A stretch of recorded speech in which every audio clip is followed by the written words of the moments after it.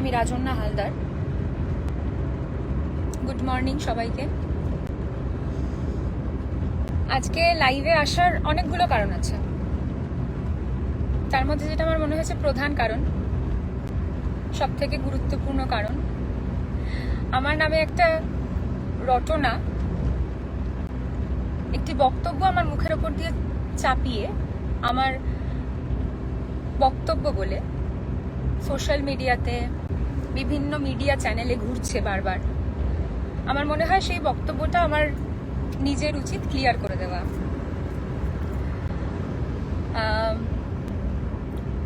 দুদিন আগে অর্থাৎ 25 তারিখ আমি প্রেস কনফারেন্স করি এবং জানাই সবাইকে, পশ্চিমবঙ্গের সবাইকে, আমি এবং শুভঙ্কর হালদার আমরা দুজন ছাত্র যুব অধিকার আদায় যাত্রা বলে একটি আন্দোলন সংগঠিত করেছি এবং সেই আন্দোলনের পথে আমরা এগিয়ে যেতে চাই।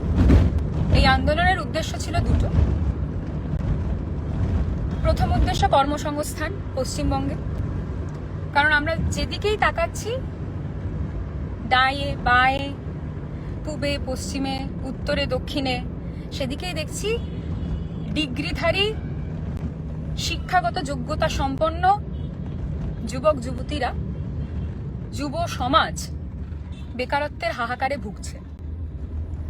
তাই আমরা এই ছাত্র যুব অধিকার আদায়ের যাত্রার উদ্দেশ্য নিয়ে মাঠে নেমেছিলাম, ময়দানে নেমেছিলাম, এবং তার প্রধান উদ্দেশ্য ছিল কর্মসংস্থান। আর আরেকটা খুব গুরুত্বপূর্ণ উদ্দেশ্য ছিল আমাদের, সেদিন আমরা ওই প্রেস কনফারেন্স থেকে বলেছিলাম, নারী সুরক্ষা। আমাদের প্রেস কনফারেন্সে অভয়া দিদির বাবা মা উপস্থিত ছিলেন। উইমেন সেফটি, নারী সুরক্ষা, নারীর সম্মান পশ্চিমবঙ্গের বুকে দাঁড়িয়ে এখন বড় প্রহসন হয়ে উঠেছে। তো এই প্রহসন, এই পরিহাসকে ঘোচাতে এবং পশ্চিমবঙ্গের আইডেন্টিটি আরজিকর যেন না হয়, তার উদ্দেশ্যে আমাদের এই আন্দোলন ময়দানে, রাজপথে পশ্চিমবঙ্গে ছিল, আছে এবং থাকবে। কিন্তু আমি যখন প্রেস কনফারেন্সে এই বক্তব্য রাখি, তারপর সোশ্যাল মিডিয়াতে বিভিন্ন আইটি সেল, তৃণমূল কংগ্রেসের আইটি সেল, আবার আমি কিছু ক্ষেত্রে দেখেছি বিজেপিরও কিছু নেতৃত্ব, তারা আমার মাথার স্কার্ফকে নিয়ে অনেক ব্যঙ্গ করেছে, ব্যঙ্গাত্মক মন্তব্য করেছে। তার থেকেও যেটা গুরুত্বপূর্ণ বিষয় হয়ে দাঁড়িয়েছে, আমার মুখের ওপর দিয়ে একটা বক্তব্য চাপিয়ে দেওয়ার চেষ্টা হয়েছে। আমি নাকি বলেছি যতদিন না মমতা বন্দ্যোপাধ্যায় পদত্যাগ করছেন ততদিন পর্যন্ত আমি আমার মাথার স্কার্ফ খুলবো না। আমি আপনাদেরকে বলি, ডিসেম্বর মাসের শেষে আমি গিয়েছিলাম বেনারস, হরিদ্বার, ধনৌল্টি আমার পরিবারের সঙ্গে। আপনারা হয়তো অনেকে জানেন, আবার অনেকে জানেন না যে ধনৌল্টি বলে একটি জায়গায় মা সতীর, সতীপীঠ বলে বিখ্যাত ধনৌল্টি, মা সতীর ধর সেখানে পড়েছিল। তো ধনৌল্টি থেকে ঘুরে আসার পর কাশী বিশ্বনাথে বাবার থেকে, বাবা ভোলেনাথের থেকে আশীর্বাদ নেওয়ার পর আমার মাথায় জটা হয় এবং এই জটা আমার মনে হয়েছে ঈশ্বরের আশীর্বাদ, ভোলে বাবার আশীর্বাদ, মহাকালের আশীর্বাদ। আমি চাইনি যে এই জটা হয়েছে আমার মাথায়, আমি ঈশ্বরের আশীর্বাদ পেয়েছি কি পাইনি, কি এর কোনো সায়েন্টিফিক কারণ আছে কি নেই, এগুলো আমি সাধারণ মানুষের কাছে বা আর 5 জনের কাছে ব্যক্ত করি বা দেখাই। আমি এটা চাইনি। কিন্তু হয়তো এই মুহূর্তে দাঁড়িয়ে, যেহেতু আমার মুখের ওপর দিয়ে এই মন্তব্য সোশ্যাল মিডিয়ায় অর্থাৎ বাজারে ছড়িয়ে দেওয়া হয়েছে, তাই আজকে আমি বাধ্য হচ্ছি আপনাদের কাছে আসল কারণটা তুলে ধরতে। আমি এরকম কোনো কথা বলিনি যে যতদিন না মমতা বন্দ্যোপাধ্যায় পদত্যাগ করবেন আমি আমার স্কার্ফ খুলবো না। আমার সঙ্গে কারো তুলনাও করবেন না আপনারা এক্ষেত্রে, কারণ আমার মাথায় যে আশীর্বাদ আমি নিয়ে বহন করে নিয়ে চলছি, ঘুরছি ফিরছি, সেই আশীর্বাদ কোনো তুচ্ছ কারণের সঙ্গে তুলনীয় হতে পারে বলে আমি মনে করি না। হয়তো আমি দেখাতাম না এই মুহূর্তে দাঁড়িয়ে আমার মাথায় কি অবস্থা, কিন্তু যেহেতু এই মন্তব্য বাজারে আপনারা ছড়িয়ে দিয়েছেন, তৃণমূল কংগ্রেসের আইটি সেল, বিজেপির কিছু নেতৃত্ব, আমি নাম ধরে বলতে পারি, তরুণ জ্যোতি তিওয়ারি সম্মানীয় বিজেপি নেতৃত্ব, আমি অবশ্যই তাকে অসম্মান করব না। তিনি আমাকে অসম্মান, উৎসাহ, ব্যঙ্গ অনেক কিছু করতে পারেন, কিন্তু আমি তাকে সম্মান জানিয়েই বলছি। তিনি একটি ছবি পোস্ট করেছিলেন, গিরগিটির মাথায় লাল স্কার্ফ। আপনার হিউমার খুব ভালো, আপনার হিউমার নিয়ে আমার কোনো প্রশ্ন নেই, আপনার হিউমার নিয়ে আমার কোনো মতবিরোধ নেই, কিন্তু কোনো মানুষের আসল সত্যি অন্তর্নিহিত কারণ না জেনে কারোর ওপর কিছু চাপিয়ে দেওয়া, সেটা মনে হয় মহাপাপ। আর আমি এই মুহূর্তে যেই আশীর্বাদ নিয়ে এগোচ্ছি সামনের দিকে, সেই আশীর্বাদের ব্যঙ্গ হওয়া, সেটা মনে হয় আরো বড় বেশি পাপ। যেহেতু আপনারা ধর্ম নিয়ে কথা বলেন, যেহেতু আপনারা সনাতনী ভাবনাকে রক্ষা করার কথা ভাবছেন, তাই কারোর আশীর্বাদ, কারোর মাথায় ভগবানের মহাকালের এই আশীর্বাদকে ব্যঙ্গ করা আমার মনে হয় আপনার কাছে বড় পাপের হবে। আমি দেখাই আপনাদেরকে এই মুহূর্তে দাঁড়িয়ে আমার মাথার কি অবস্থা।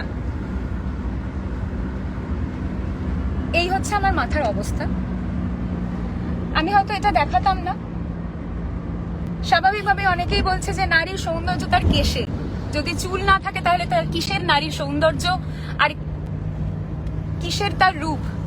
সত্যি নারীর সৌন্দর্য তার কেশেই থাকে, তার চুলেই থাকে। হয়তো আমাকে দুদিন পর ন্যাড়া হয়ে যেতে হবে, আমাকে এই জটা তারকেশ্বরে বাবাকে দিয়ে আসতে হবে। আমার ভেতরে, আমার অন্তরে কি চলছে, আমার স্বাভাবিকভাবে প্রত্যেক মেয়ের কাছে তার চুল খুব ভীষণ দামি হয়।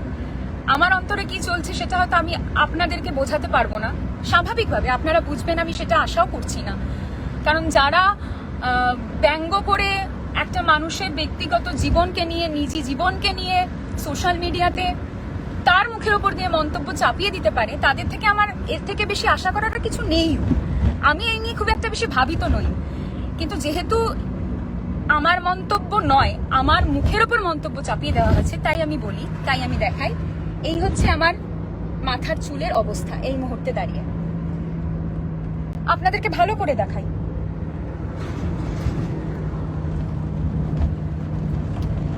এই আমার জটা। আমি কোনোদিনই চাইনি যে এই রূপ আমার আপনাদের সামনে আসুক, কিন্তু আমার এখন মনে হয় এটা লুকোনোর কিছু নেই। এটা লজ্জার তো অবশ্যই নয়, আমি একেবারেই এর কারণে লজ্জিতও নই। আমি গর্বিত যে ভোলে বাবার আশীর্বাদ, যদি এটা আশীর্বাদ হয়ে থাকে তাহলে সেই আশীর্বাদ আমি পেয়েছি। সায়েন্টিফিক কারণ, হ্যাঁ, আমি বিভিন্ন ডাক্তারকে দেখিয়েছি, ডাক্তাররাও বলেছেন এর কোনো সায়েন্টিফিক কারণ হয় না। আমাদের এইখানে একটি গ্রন্থি থাকে, যে গ্রন্থি থেকে পজিটিভ হরমোন, গুড হরমোন তৈরি হয় এবং নিঃসরণ হয়। এই হরমোন আমাদেরকে স্পিরিচুয়ালিটির দিকে এগিয়ে নিয়ে যায়, অধ্যাত্ম চেতনার দিকে এগিয়ে নিয়ে যায়। আমি গর্বিত এই কারণে যে আমার মধ্যে এই অধ্যাত্ম চেতনা হয়তো অনেক আগে এসেছে। এই অধ্যাত্ম চেতনা অনেকের অনেক পরে আসে, জীবনের একটি সময়সীমার পরে আসে, একটি বয়স সীমার পরে আসে। আমার কাছে এখন এসেছে, আমি সেই কারণে গর্বিত। আমি একেবারেই লজ্জিত নই যে আমার মাথার স্কার্ফ নিয়ে কেউ ব্যঙ্গ করছে, কেউ ঠাট্টা করছে, কেউ মজা পাচ্ছে। কিন্তু আমি গর্বিত এই কারণে, যারা ঠাট্টা করছে, মজা পাচ্ছে, হাসছে, ব্যঙ্গ করছে, মিম, ট্রোল শেয়ার করছে, আসল পাপটা তাদের। এক্ষেত্রে বলা ভুল হবে পাপ পুণ্যের বিষয়টা, কিন্তু যেহেতু আমার মুখের উপর দিকটি মন্তব্য চালিয়ে দেওয়া হয়েছে, তাই আমি মনে করি আপনাদের প্রত্যেকের জানা উচিত আমার মাথার স্কার্ফ কেন আমি মাথায় বেঁধে থাকছি। একটা কথা আমি খুব বিশ্বাস করি, জানেন তো, আমার জীবনে একটা টাইম পর্যন্ত, একটা সময় পর্যন্ত খুব খুব খারাপ সময় গিয়েছে। আমি মনে করেছি সেই সময়টা হয়তো আমি নিজেকে তৈরি করেছি, নিজেকে শিখিয়েছি, নিজেকে আরো শক্ত সাহসী করেছি। এবং এই শক্ত সাহসীর রাজন্যার সময়টাতে, যেই সময়টা রাজন্যা নিজেকে পুনর্জন্ম বা তৈরি করছিল, সেই সময় আমার পাশে আমার পরিবার তো অবশ্যই থেকেছে। আমি আমার পরিবারের কাছে সারা জীবন ঋণী থাকবো সেই কারণে। কিন্তু আর যিনি থেকেছেন তিনি হলেন মহাকাল, ভোলে বাবা থেকেছেন। আমি প্রত্যেক দিন ভোলে বাবার কাছে গিয়ে একটাই প্রার্থনা করেছি যে ভোলে বাবা আমাকে সঠিক পথ দেখাও, আমাকে ন্যায়ের পথ দেখাও। ন্যায়ের পথে আমি হাঁটবো কিনা, হাঁটছি কিনা, সেই উত্তর আমি এখন দিতে পারবো না। তবে এইটুকু আমি বলতে পারি, আজকে যেই বিষয় নিয়ে আমি পথে নেমেছি, আমি এবং শুভঙ্কর দা দুজনেই পথে নেমেছি, সেই বিষয়টা হয়তো একদিন যারা ট্রোল করছেন, যারা মিম করছেন, তাদের চেতনাতেও ন্যায় হিসাবেই প্রতিষ্ঠিত হবে। আমাদের কি দরকার ছিল পথে নামার, তাই না? পথে নামার তো এমন কোনো প্রয়োজন ছিল না। শুভঙ্কর দাকে আমি যতদূর চিনি, শুভঙ্কর দা সরকারি চাকরি করে, স্কুলে পড়ান। শুভঙ্কর দার কি দায় ছিল? দায়টা এইখানেই যে আমরা নিজেদের কথা আত্মস্বার্থ না ভেবে জনস্বার্থে বাংলার রাজপথে রয়েছি। এবং জনস্বার্থটা এখানেই সাফল্য পাবে যখন আমাদের একজন দুজনের মতো আপনারাও একজন দুজন কর্মসংস্থানের দাবিতে, নারী সুরক্ষার দাবিতে রাস্তায় নামবেন। যে কোনো দলের হতে পারে, যে কোনো দলের হতে পারে। আমি বলছি না, আজকে দাঁড়িয়ে আমি এটা কখনোই বলতে পারবো না যে কারোর মধ্যে আত্মচেতনা আসবে না, আত্মচেতনার উদ্রেক হবে না। আমি দৃঢ় বিশ্বাসী তৃণমূল কংগ্রেসেরও অনেকেই চায়, অনেকের মনেই এই বাসনা রয়েছে, অনেকের, আমাদের যুব সমাজের অনেকের বাবা মায়েদের মনে এই বাসনা রয়েছে যে তাদের সন্তানরা ভালো চাকরি পাক, তাদের সন্তানদের চাকরির জন্য ভিন রাজ্যে ছুটে যেন না যেতে হয়। অভয়া দিদির বাবা মার সঙ্গে যেটা ঘটেছে, আমি কখনোই চাইবো না, আপনি কখনোই চাইবেন না আপনার বাবা মার সঙ্গেও সেটাই ঘটুক। আজকে আমার বাবা মাও যখন রাস্তায় আমি থাকি বারবার ফোন করে, বলে ঠিক আছিস তো, সাবধানে আছিস তো। বাবা মার চিন্তা হওয়া স্বাভাবিক, কারণ এখনো পর্যন্ত আরজিকর ঘটনা, আরজিকর কাণ্ডের পরেও উত্তরপাড়া ঘটছে, জয়নগর কুলতলি ঘটছে, আপনার রাজ্যে, আপনার শহরে, আপনার জেলায় এমন অনেক ঘটনা এখনো ঘটছে। এই ধর্ষণের মতো ঘটনা, সেক্সুয়াল অ্যাসল্টের মতো ঘটনা, হীন মন্তব্যের মতো ঘটনা, বিভিন্ন ঘটনা ঘটছে। আমি চাই আপনারা এই ঘটনাগুলো যেন না ঘটে, তার জন্য নিজের চেতনার উদ্রেক ঘটিয়ে এগিয়ে আসুন, পথে নামুন। পথই পথ দেখায়, এটা আমি বিশ্বাস রাখি। আর উপরন্তু আমি এই বিশ্বাসটাও রাখি, ঈশ্বর না থাকলে, যার ঈশ্বর তার কাছে যেরকম, ঈশ্বর না থাকলে এই পথ কখনোই মসৃণ হবে না, বা হয়নি, বা হচ্ছেও না। তাই আমি ঈশ্বরে বিশ্বাস রেখে বলছি, আমি আমার ঈশ্বর, আমার ভগবানের কাছে বিশ্বাস রেখে বলছি, আমাদের পথ মসৃণ হবে যখন আপনি বা আপনারা আমাদের সঙ্গে এসে যুক্ত হবেন, আমাদের পথে সারথি হবেন, আমাদের পথে আমাদেরকে এগিয়ে নিয়ে যাবেন, বা আপনাদেরকে আমরা এগিয়ে নিয়ে যাব, একসঙ্গে এগোবো। তাই সকলে মিলে আসুন, ছাত্র যুব অধিকার আদায় যাত্রাকে আমরা সফল করি।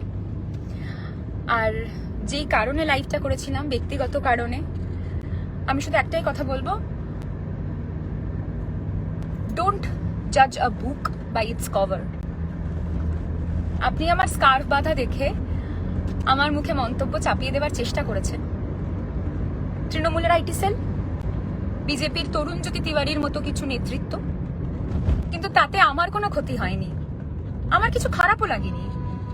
কিন্তু ক্ষতি যাদের হবে সেটা ভগবান ঠিক করে দেবে, কারণ আমি ভগবানে বিশ্বাস করি। সকলকে অসংখ্য ধন্যবাদ। ভালো থাকুন, সুস্থ থাকুন।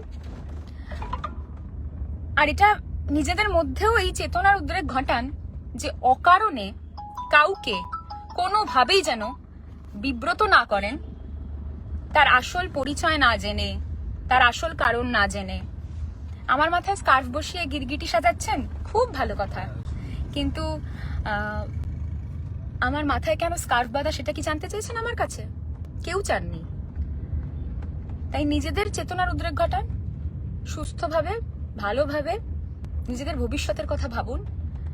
ভবিষ্যৎ এই মুহূর্তে দাঁড়িয়ে পশ্চিমবঙ্গের যুব সমাজের 15 বছর পিছিয়ে আছে। তাই 15 বছরটাকে কিভাবে মেকআপ করবেন সেটা ভাবুন। থ্যাংক ইউ সবাইকে আমার সঙ্গে এই লাইভে থাকার জন্য। ভালো থাকবেন, নিজের কথা ভাববেন, পরবর্তী প্রজন্মের কথা ভাববেন, আর যদি একটুও 0.01% এই দেশ আর এই রাজ্যকে ভালোবেসে থাকেন, তাহলে এই দেশ আর এই রাজ্যের কথা ভাববেন।